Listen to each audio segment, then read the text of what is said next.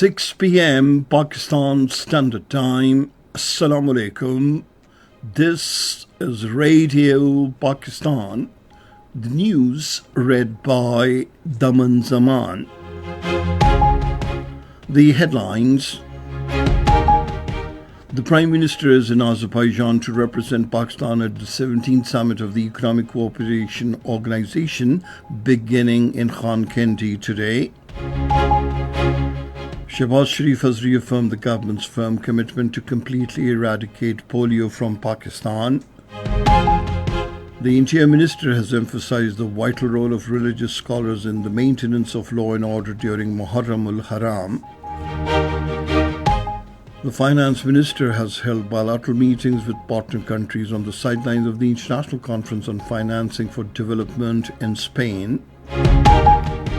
In Gaza, the Israeli forces martyred 73 Palestinians in the unprovoked firing incidents today. Pakistan have qualified for the final of the Asian Youth Girls Netball Championship, defeating Japan and South Korea today. And now the news in detail. Prime Minister Shehbaz Sharif is in Azerbaijan to represent Pakistan at the 17th Summit of the Economic Cooperation Organization beginning in Khankendi today. The theme of the summit is New ECO Vision for a Sustainable and Climate Resilient Future.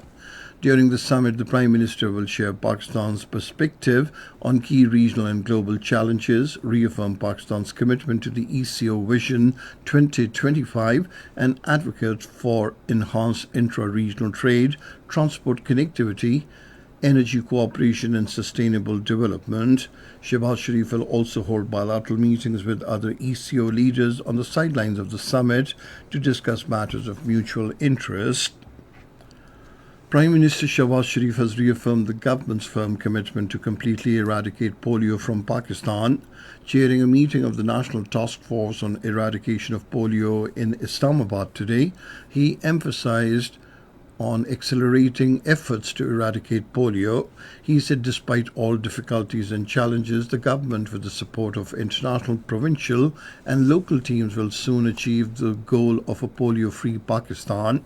The Prime Minister said Pakistan has made significant progress against polio and commended the efforts and cooperation of the provincial governments, Gilgit-Baltistan, Azad Jammu and Kashmir and the law enforcement agencies in the anti-polio drive. Shehbaz Sharif said we must ensure with full dedication and seriousness that every child in the country receives multiple doses of the vaccine and remains safe from polio. He said protecting polio workers is the top priority. He was also appreciative of international partners for providing support in polio eradication efforts. He especially thanked the Saudi Crown Prince and Prime Minister Mohammed bin Salman for extending full support to Pakistan in this regard. Prime Minister Shehbaz Sharif says digital transaction system is essential for ensuring transparency in the economy. Chairing a weekly meeting on the cashless and digital economy in Islamabad today, he emphasized that it is a pressing need of time to simplify payments between citizens and businesses and raise awareness about the use of digital systems. The Prime Minister directed the committees established for cashless economy to work in collaboration with all the stakeholders and present practical and actionable proposals. The meeting was informed that State Bank of Pakistan is formulating a strategy to simplify and facilitate digital payment methods for traders in order to promote digital transactions. It was also informed that a simplified package will be introduced to encourage and include small businesses in digital payments. The target is to increase the number of mobile application users for digital payments from 95 million to 120 million. The overall volume of digital payments is to be raised from 7.5 billion rupees to 12 billion rupees. The meeting was informed that efforts are also underway to provide Wi-Fi internet access across Islamabad, particularly in hospitals, educational institutions, government offices, parks and metro bus lines. The Interior Minister Mohsin Naqvi has emphasized the vital role of religious scholars in maintaining law and order during Muharram al-Haram. Speaking at a meeting with scholars from various schools of thought in Islamabad today, he noted that the efforts of the law enforcement agencies are as important as those of religious scholars. Underscoring the need for sectarian harmony, he said invitation will also be extended to the religious scholars of all schools of thought to collectively offer Zohar prayers at the Faisal Mosque on the 14th of August this year. He said this will deliver a message that we are all united. In his remarks, the Minister of State for Interior Talal Chaudhry underlined the need for unity to ensure law and order during Muharram al-Haram as well as to defeat the terrorist elements. The chairman Central Ruwat-e-Hilal Committee, Maulana Abdul Khabir Azad, said they are all united for the security of the country.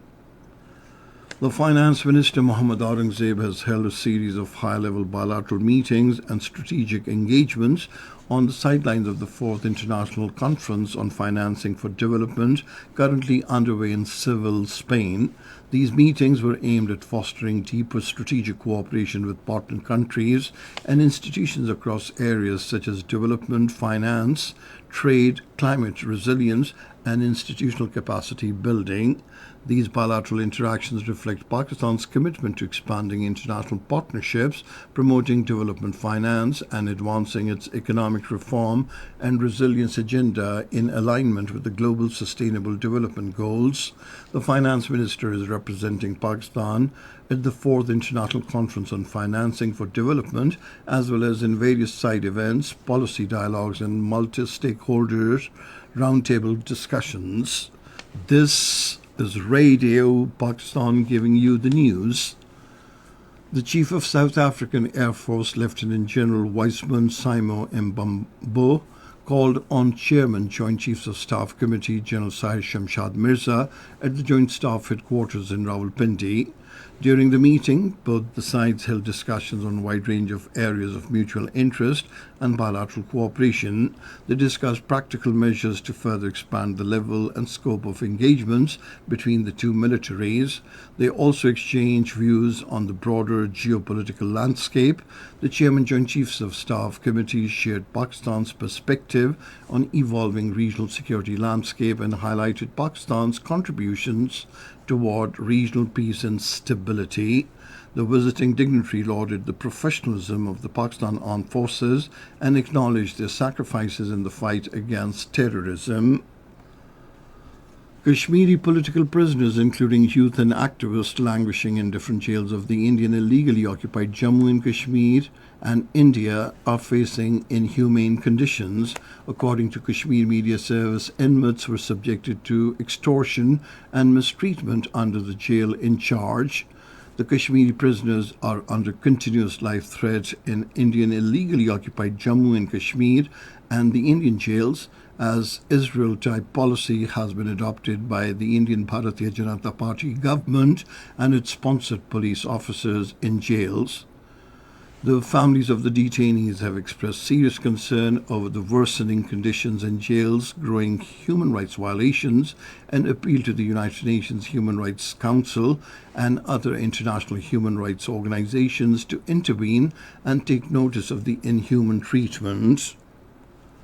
In Gaza, the Israeli forces martyred at least 73 Palestinians, including 33 aid seekers, today.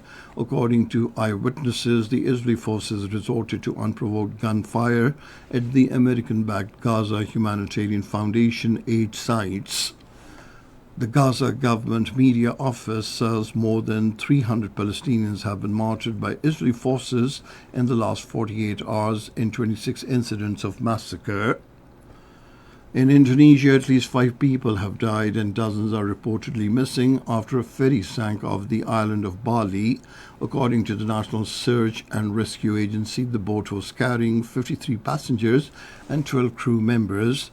31 survivors have been rescued, while the search for others continues. And now netball. Pakistan has qualified for the final of the Asian Youth Girls Netball Championship, defeating Japan by 64 to 39 points in the semi-finals match in South Korea today. And finally, the weather report. Rain with wind and thundershower is expected in Upper Punjab, southeastern Sindh, northeast and southern Balochistan, Kashmir and Khyber Pakhtunkhwa during the next 12 hours. Heavy falls may also occur at isolated places in Kashmir and South Balochistan during the period. And that is the end of this news bulletin. For more news and analyses, log on to our website, radio.gov.pk, and you can also watch the live video streaming of our bulletins on the link, facebook.com/Radio Pakistan News Official.